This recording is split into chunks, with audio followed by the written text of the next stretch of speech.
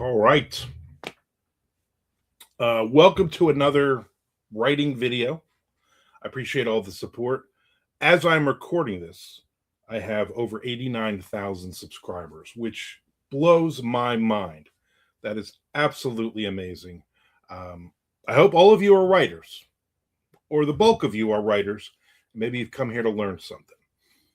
I'm not delusional. Maybe you're just coming to see all this. You know what I'm saying? I get it. I get it.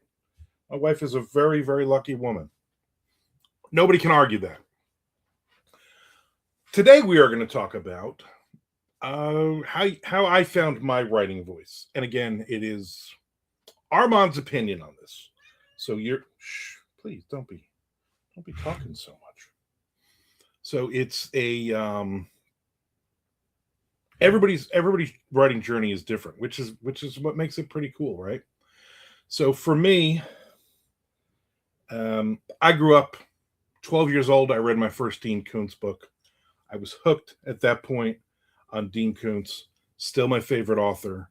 Um, and I read a lot of fantasy, and I read a lot of science fiction growing up.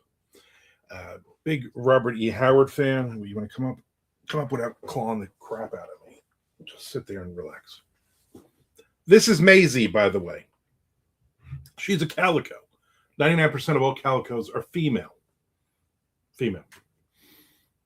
I'm not cutting any of this. So I grew up as a huge Dean Koontz fan. I read all through school, all through high school, everything. I wrote a ton of awful Dean Koontz ripoff type stories. Probably started like 15 novels, and it was going to be the next Phantoms, which was my favorite Dean Koontz book. It literally, at like 13 years old, scared the crap out of me. It was so good. And recently I saw the movie, and it wasn't as bad as everybody said it was. It wasn't great. I don't think it was as bad. Anyway, and then I wrote a lot of fantasy. I wrote science fiction. I wrote a lot of other things. When you first start out as a writer, write whatever you want. That's the fun. Find yourself, find your voice. And for me, I was writing really bad, Robert E. Howard Conan type stories. I was a lot of really bad Dean Koontz stories where I would try to come up with fancy words and settings. And I remember in a couple of Dean Koontz books that I read in the 80s, there were a lot of things about furniture and different things like that, right? I had no idea what these things were. And so I remember being a teenager and going through my mother's Sears catalog and looking at, furniture and ottomans and all these fancy lamps and stuff, and then writing them into these stories for no reason, just trying to show off like I was this world traveler, writer type of thing. And over the years, all those influences, okay? All those influences, not just Dean Koontz, not just Robert E. Howard, but anything I wrote, anything I read was practice, and it was learning. So, it's I had a conversation today with an author about your first million words. And I said the greatest thing that happened to me was that I wrote in the 80s and in the 90s. And all of those stories did not get published. And even the short stories that did get published were awful. And I'm glad there's no record of that, because that first million words is going to be awful. And an author today can sit down and they can bang out a story, they can bang out a novel, and it's your first time you've ever sat down and wrote. And it's, hey, on one hand, that's awesome. You can go on Amazon, you can go on Kobo, whatever, you can get it published. That's awesome. On the other hand, that's not awesome. That is awful, because you want to get better and you want to put your best foot forward. And if I had started in this business in 1988, I had my first short story published. I was a senior in high school. If in 1988 I had started this and I was like, this is my career, and I just start publishing myself and everything, there would have been a lot of really, really bad things out there. And I think I wouldn't not have been able to be a full-time author now, because I think I would have killed my career ahead of time. I'm not saying that's for everybody. I'm not trying to poo-poo anybody of hey, you want to be a writer and whatnot. I'm just saying be realistic, okay? I was realistic, and I grew up in a great time to I was forced to be realistic that these stories were not going to get published. So along the way, just by writing, I got better. I started to realize that you do all the cliches, the show don't tell, all the other things, and then you get to the point where you're like, I think I've hit a formula here. I think I've hit something where I am not. I'm not. You as an author, sometimes you treat the writer as stupid, and you got to spell every little thing out, and then you get to the point where you're like, you know what? I'm more comfortable writing this book. A great book for me was Chelsea Avenue. I started it like 15 years before it got published, and I didn't have the chops. I didn't have a voice. I couldn't find what I needed to make this into a legitimate career. I couldn't understand just the basics of writing. It's more than just, everybody feels like I can just sit down, I can write a story and write a book, and no, you can't. No, you can't. You have to learn. You have to figure it out.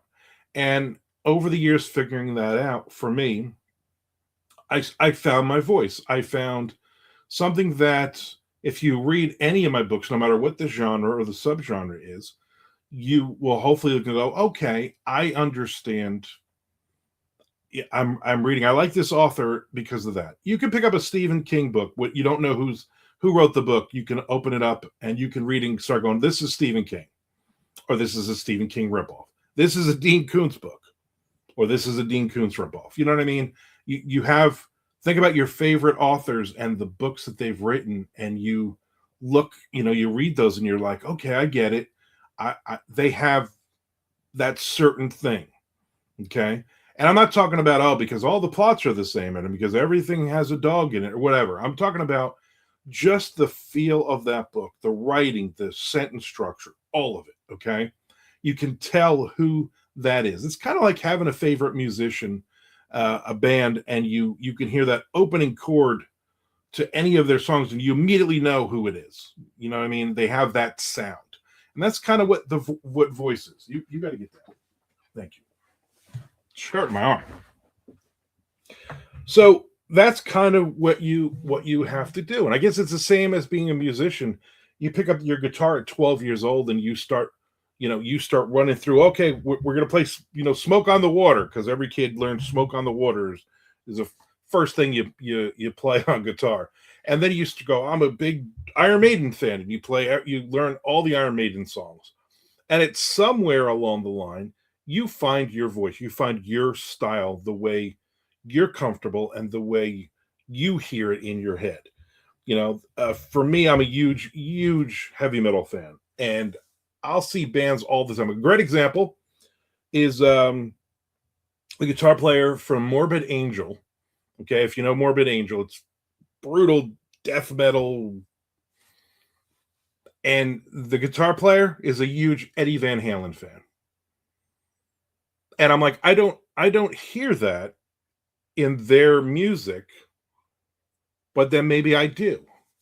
Okay, I hear the way he's structuring his playing. Okay, and he found his voice. But I'm sure when Trey, I believe is Trey Azagoth, I believe is the guitar player. Man, it's been so long since I talked to those guys or was in the same place as them. Anyway, I'm leaving all this in. I'm sure when he started out, he was just playing Eruption on his guitar. You know what I'm saying? He was playing, anything, Running with the Devil. He's playing anything from the Van Halen albums. And that was his thing. That was the band he was going to be in, kind of thing. And then it progressed and he found his voice. And I think as a writer, we do the same thing. When somebody reads some of my stuff and they're like, oh, this reminds me of a Dean Koontz book. Well, hopefully it's not, hey, this reminds me of a Dean Koontz book you ripped off, but maybe they are a big fan too, and they can understand some of that stuff is there. I think I have maybe not a unique voice because I don't think any of us really have a unique voice, but I think I have not as it's more subtle. It's not as in your face like, oh, this is a Dean Koontz story kind of thing, you know. I think for me, it's more of just the way I write now, just the way I write characters, the way just the way I think of plot. That's the way I think of the three acts, all of it. Okay, and that comes with that first million words. And I'm writing half a million words, almost half a million words a year. So uh, for at least the last 15 years. So I've written several million words story wise. So I think I know what I'm doing.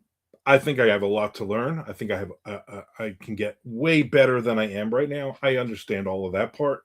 You're never as a writer, you're never 100% like, oh, this is it. I've hit the peak. Hopefully, right? You hope you don't hit the peak. You hope you don't go, well, this is the best story I'm ever going to write, and everything from here is downhill. That's probably not a good feeling.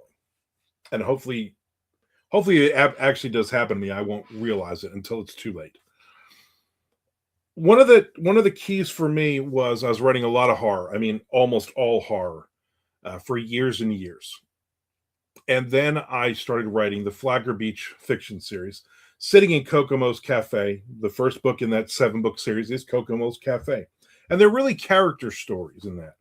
And when I started writing that, I was like, nobody's going to read this. I'm going to have to reinvent myself. Like I literally was like, maybe I should get a pen name. And then I was like, you know what? I'm just going to put this out, this first book, and see what happens. And I don't know if she even remembers this, but there's a great reader out there, Lucille.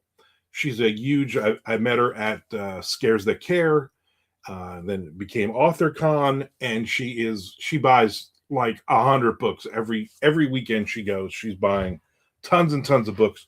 She is a huge supporter of indie books.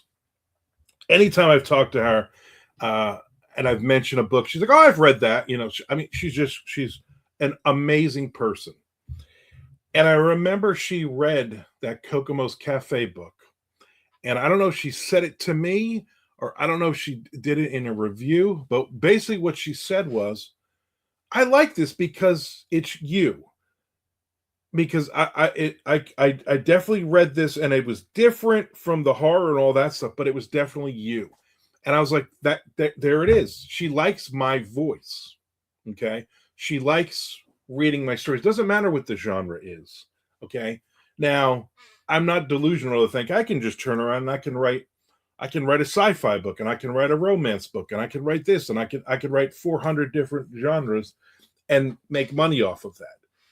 But I think if I did sit down and I did write all those different books, I'm comfortable and I'm confident that it would read like an Armand Rosamilia book, um, because that's the way I create. That's the way, as a creative person, I've kind of found my lane. Okay, Jay Wilburn always said to me, "Stay in your lane, Rosamilia. Stay in your lane," and he was right. But not stay in your lane. You can only write horror books. You can only write crime thriller books. No, his stay in your lane was don't overthink it. Write whatever you want that you think is going to make you money to sustain your career. And I don't think me writing all these other genres would do that. I think I'm firmly into crime thriller right now, and I got some horror stuff that's still going to be coming out just because I'm so far ahead with, when you write 500,000 words in a year, you don't you're not releasing 500,000 words worth of books. That's a lot of books. So for me, it really was that light bulb moment of I can write whatever I want to write as long as I think it's a good idea and as long as I'm not chasing a genre, I'm not trying to chase the money. If I write something, uh, you know, I think people, my fans, my first 1,000 fans, 1,000 readers, will appreciate this, will like this because it reads like everything else. It reads like the rest of them, and I think that to me was eye opening, and allowed me to not stress so much of I got to write the next subgenre of this specific thing all the time. Um, it's the same thing. Like I'll start a short story now, and I don't know if it's a short story. I'm not writing for a theme. I'll just go. You know what? I'm going to write a short story, and I don't know what genre it's going to be. I just have this idea, and I'm going to see where it goes. A lot of times it's horror. A lot of times it's crime thriller because that's what I've been writing for several years now. But every now and then I'm like, you know what? I have this great idea, and it ends up being a science fiction thing or something. I have a fantasy world that I created that I did put out a couple of novellas about 15, 20 years ago. That for me, uh, I still get ideas sometimes in that world, but I'm like, I don't want to. I don't want to write those stories right now. I'm writing this other stuff. So all that being said is as a writer, yeah, you want to copy the greats. You want to copy the people that got you into writing. You want to the books that you're reading that inspire you to write in the first place. Those authors, yeah, write those fan fiction type things. I'm not saying write fan fiction. I'm saying write stories that oh, Dean Koontz would write this type of book or whatever. And I think for me, that's really neat because now I can still get some of those ideas, but I can write them in my voice, which I think is way more important, and I think it helps me as a writer to do that. So I'm not saying there's anything bad with publishing that first million words. I'm sure I'll do a video about it at some point in the future. That being said, every Wednesday and every Sunday, I do a different writing video like this. I have a bunch of them that are up there. And every Monday, Wednesday, and Friday at noon Eastern, I go on, I do YouTube Live, and I write and talk to people in the chat. But I probably need to do more writing than chatting and get some more stories done. Every morning is coffee of the day. So look for that. I do a short every morning with just drinking a different brand or type of coffee, which is pretty cool. And I have just other stuff coming up. I also want to thank you for watching these videos. And if you see an ad, do me a favor. Do all YouTubers a favor. Watch at least 30 seconds. They say 33 seconds of the ad. Then you can hit the skip button. That's how we get paid. We get paid at that point. So again, I'm a full-time author, but I'm making money on YouTube, streams of revenue coming in. So you're helping me out, okay? And then you're allowing me to create more of these videos. I'm also always looking for new ideas for videos, okay? So if you have a writing question for me, drop it in the comments. Say here's hopefully you can do a video on, and I would love to. I have a long list of things, but I'm not doing them in order. I'm just kind of picking. Yeah, that sounds. I'm interested. I want to do a video on that tonight. That kind of thing. So keep the ideas coming. Keep watching the videos. Keep subscribing. Keep supporting indie authors. Keep supporting the people that you love. If you read a book and you love it, contact the author. Send them a message on Facebook or Instagram or wherever, here on YouTube, and just tell them, hey, I loved your book. Leave a review. Amazon, Goodreads, BookBub. Leave a review. It doesn't have to be a huge review. It doesn't have to be a synopsis of the book either. It could basically just be, I love this book, and this is why. Love the main character. I love the plotting. I love the voice. 3-4 lines, you're great. Give it a 4-star, 5-star, whatever. We appreciate it. We really do. This is how we make money. This is how authors sell books. And it's tough out there right now. This is, again, 15 years full-time, almost 40 years in this business since 1988. So what is that, like 38 years in this business? And it has never been this bad, book sale-wise. Never. And I got 200 and something releases right now. So it's brutal out there. Help us out. Help an author out. Tell people about your favorite authors and all that stuff. All right. Thanks for hanging out with me. Thanks for thanks for you being you, right? I appreciate it. We all appreciate it. If you have any other ideas, send them to me. Hit the subscribe button. Um, that's it. Let me know what you think about what I'm saying today about finding your voice and all that. Let me know what's going on in your world. Thank you.